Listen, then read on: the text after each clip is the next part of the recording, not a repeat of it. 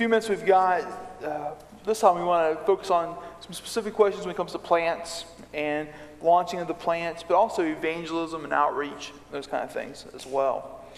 The very first question I want to ask you guys is, does the planter have to be from that town? How important is it for that person to be known locally, or at least have a background from that area? My response to that would be absolutely not. I am not from Minnesota. I am not a Minnesotan. I'm from the West Coast, and yet there are cultural sensitivities that you must have. You must have an emotional intelligence or a cultural sensitivity so that you can relate to the people there at their level and really dialogue with them in that. But from my perspective, you don't need to be from that area. There's a wonderful old book. I think it's called the 9 Americas. It's an old sociology book that talks about in North America, we actually have 9 different countries. Within North America, there are 9 different, very distinct cultures. It was a book that was published in the 70s or 80s. I found it very interesting, and it's interesting how the internet has changed that. And I might actually today say we got like 12 different major cultures or countries in America, in North America. So what I discover is no matter where I go, if I'm crossing the street or if I'm going to a different country or a different city in my state, if I approach it as a missionary, I'm stepping into a whole new culture, then it goes really well. And if I'm bringing my cultural baggage with me, then it doesn't. So it's much more about that than from my perspective. One thing that we look for, it doesn't really matter if the person's a church planter or a campus pastor. We want them to feel very passionate about that community. We're starting this campus in Charleston this September, and if you talk to that person, this is their terminology. This is my assignment from God. And when they went through the church planning process through the regional office, the assessor then sat down with that person and me, and that's what he said to Tim and Melissa. He said, you guys feel called to this, and that's extremely important because some days you're going to feel like, why are we doing this? And is this ever going to work? And you've got to know that this is from God. So that's what we're looking for. They don't have to have been from that community. Tim actually didn't grow up in that community.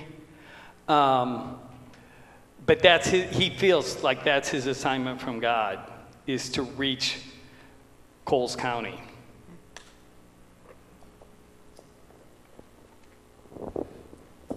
Yeah, it doesn't really impact how we approach either. It just tends to give greater traction if they're known. If they're not known, then we process a little bit differently. But yeah, God wants them there, they go, and we do all we can to help. With that, in the rural context, do you guys see, I know I've seen a couple times where people are like, well, you're not from around here. How do they deal with that if they're not from around there? I know a couple times in my wife and I's case, one time when we were in West Virginia, I was out looking for mission projects to do with a guy, and I'm like, hey, you don't know what it's like from being here, that kind of stuff. And so they didn't really give him a time of day. But as soon as I raised my hand and said, well, I'm from West Virginia, it was a whole new ball game. But then I had never experienced it before until that moment. And then when we moved back here, we were at an athletic boosters meeting. And my wife graduated from the same high school my kids go to now, and they didn't really remember her a whole lot. But we got to talking, and They're like, oh, you graduated from here? Oh, they never paid attention to me in the meetings because I wasn't from there. How do you guys deal with that then in the rural context?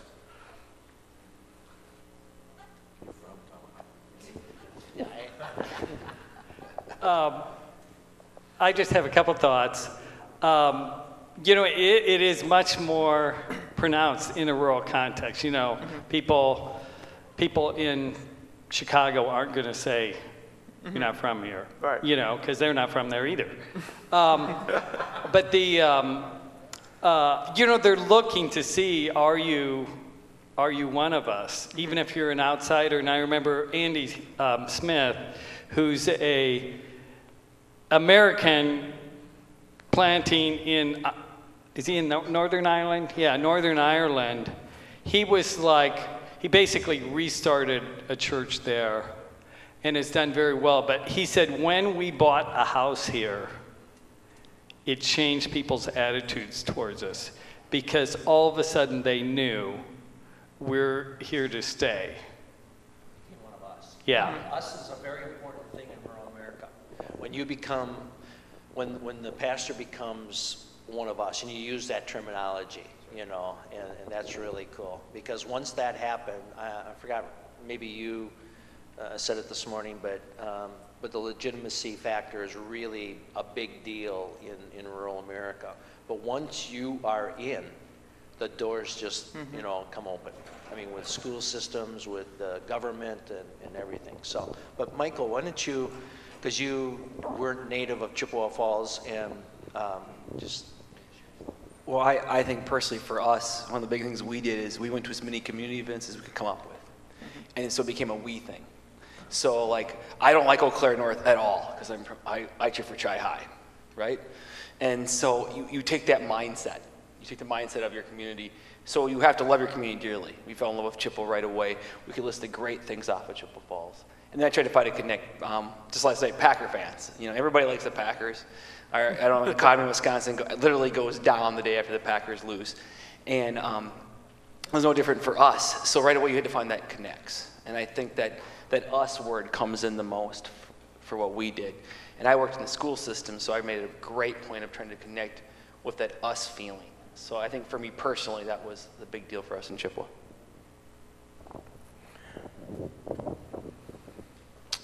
The economy goes down when the Packers lose, except for hard liquor. Right? And so the next few years, I'm investing in hard liquor in Wisconsin because the Vikings. So I just want you to know that. I win both ways then. Right? Awesome.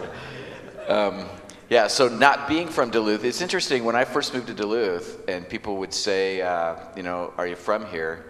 I'd say, no, I lived in the Twin Cities for a number of years, and the conversation would start to die right there, right? Because you're not from Duluth unless you could name what hospital you were born in.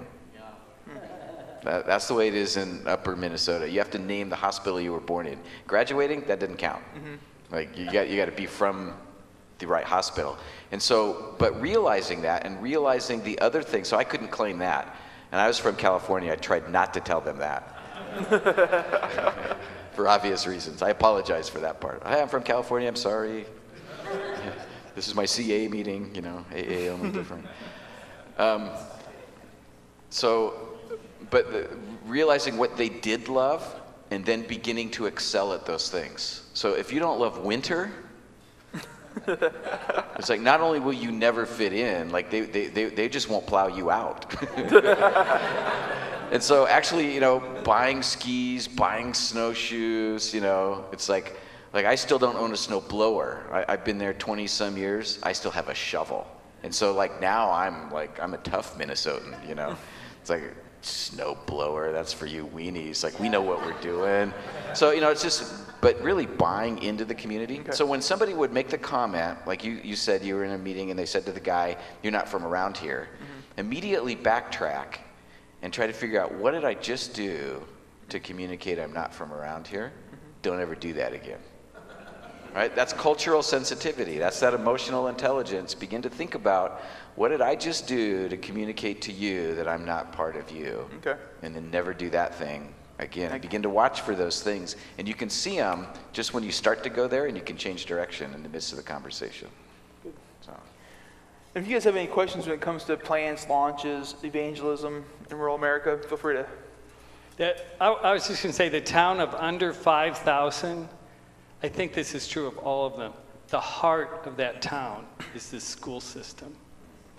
And those two campus pastors that we have in the two small county seats, both of them, before they planted, a couple years before they launched, they were both homeschool families. And they both put their children in the public school systems. And that made all the difference. Because immediately they were relationally connected. We did the exact same thing in Tomahawk. Even though we were from Tomahawk, we were homeschooling our kids, you know, and but Nate got on the football team right away, and we put our kids, you know, in school right away, and we communicated to the teachers, even though our kids were homeschooled, that, you know, we were pro-teachers, and we wanted to be servants to whatever they wanted us to do in their classrooms or help out with field trips and stuff like that. Because you need to give the signal to those public school teachers that, you know, we're not this, you know, badass Christian homeschool movement and we're out to get you, you know, or whatever. And you have to just, you know, relieve that, you know, and be a part of that. But you're absolutely right. You get in with the school, man, you can, in fact, we run free medical clinics as one of our outreaches. And we used our facility, our church, and then there was another large building next to us, and we use both buildings. So there's a gal who oversees parts of the other building, and so this year we can't use the two buildings, and so we approached the school, and the school just says, open up the doors, says how many rooms, how much space you need, and they no questions asked, you know. And so once you get in, it's just like, you know, they'll let you, you know, do whatever, you know, which is awesome. What's your thoughts on launching a campus with 2 services from the get-go? That's what we've consistently done, and the big advantage of that is you can more easily recruit children's workers because because people don't want to miss adult worship. And also we can get by with a much smaller space, which is cheaper. And more options always give you more people. Yeah, that's just as American. That's American. Yeah. So, yeah, I mean, so we're launching in Charleston in September. There's no question. We will launch with 2 services.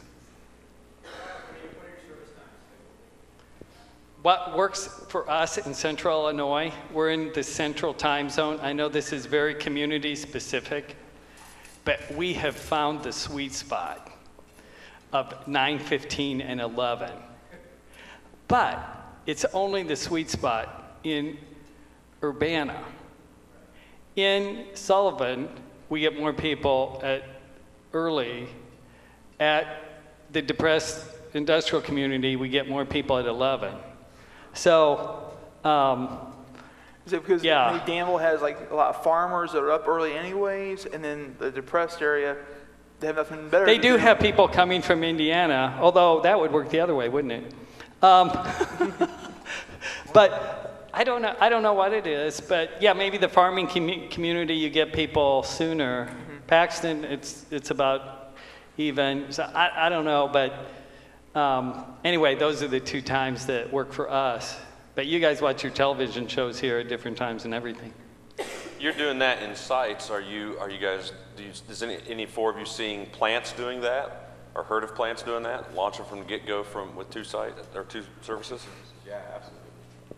Even if there's not a guarantee that it's going to be a big group, it's just we're launching, we're going. Cool.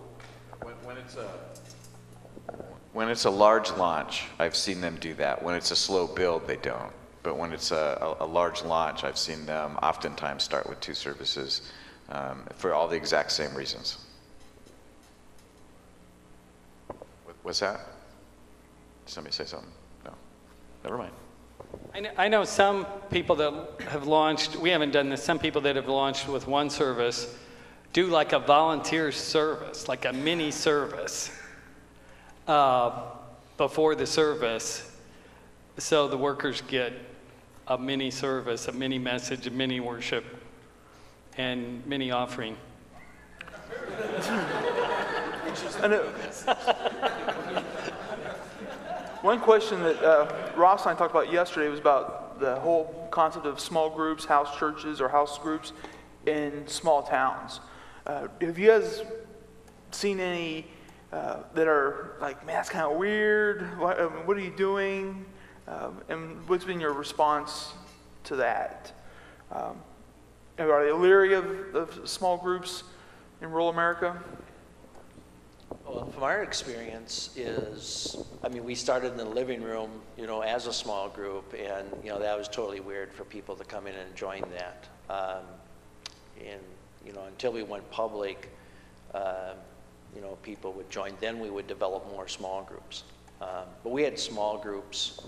As I look back, when we started, even out of our living room, we had, I think, 4 different small groups going before we moved into the Episcopal Church, and we ran them out of different locales. We ran them out of another gal's house, we ran them out of the coffee shop, our living room, and I think we had one other location for a small group, but we had different locations. But with that, you know, it wasn't totally weird because we weren't having, quote unquote, a worship service on Sunday morning, which is kind of like the sacred time and calling it a worship service. Mm-hmm. It's just kind of like whatever, a study group or just a group to get together and, you know, encourage each other and that sort of thing. So, while you have the mic,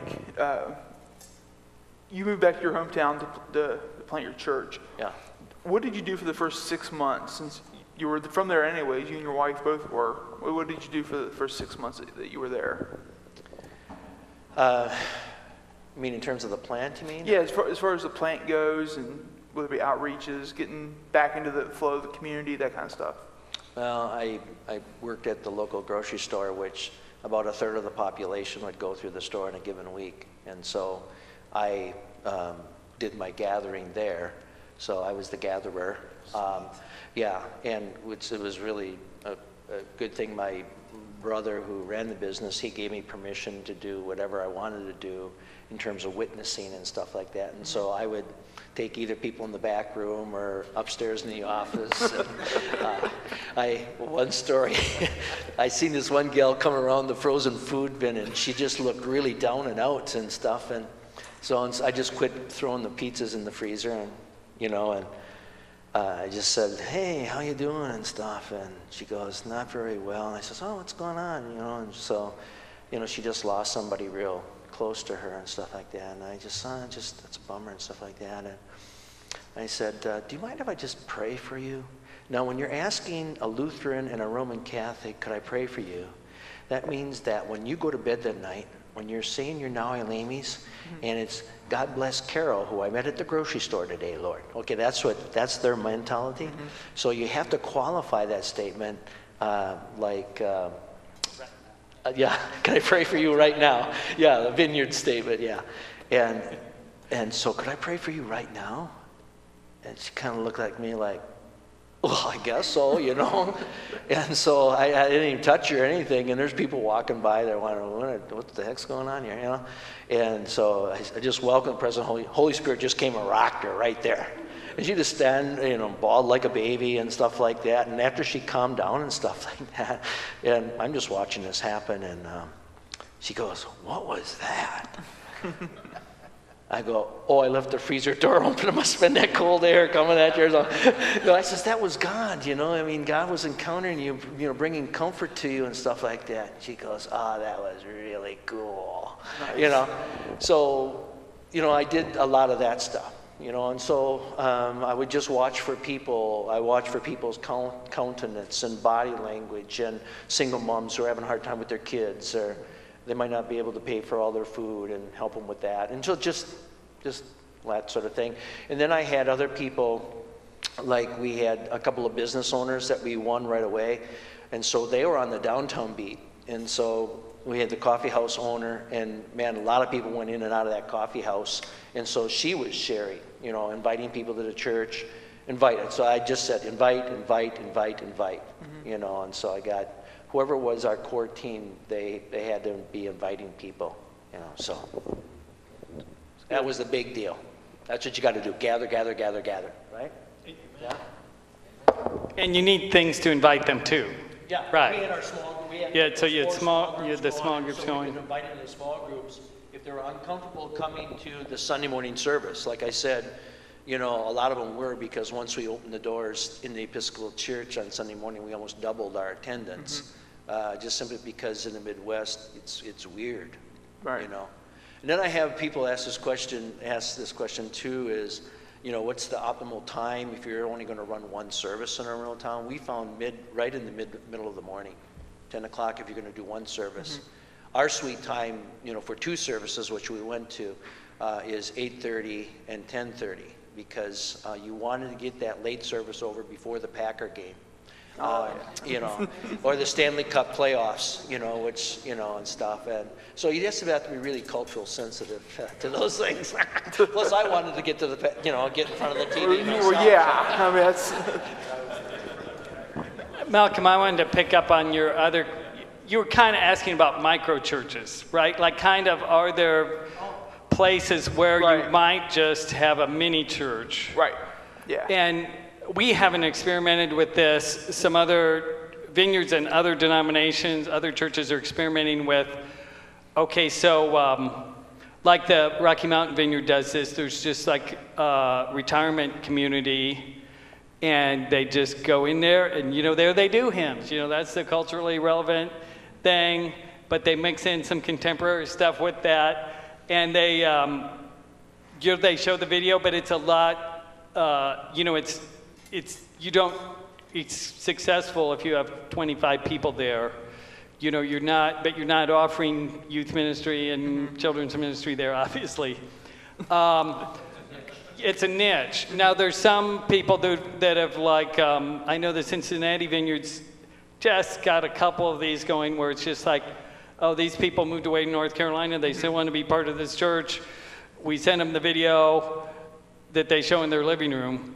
You know, it's really a matter of leadership. If I have a good leader, you know, we're going to say, let's go for let's go big and reach lots of people.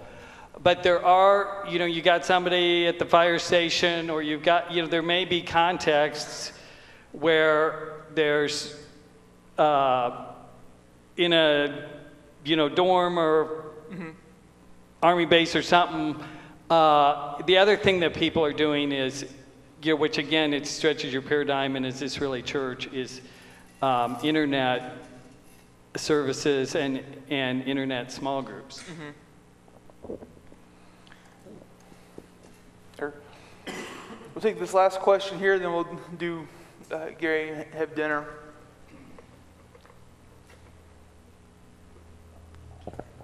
In planting small churches, what kind of, or what size teams do you recommend? I mean, like at a big church, you might have 30, but. What size is the optimal to launch a church plant in a rural community? What would be the optimal size?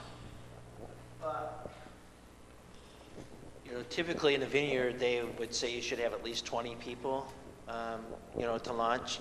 Now, the General Conference Baptist guys, they say anywhere between 25 to 50. But I don't think it's so much the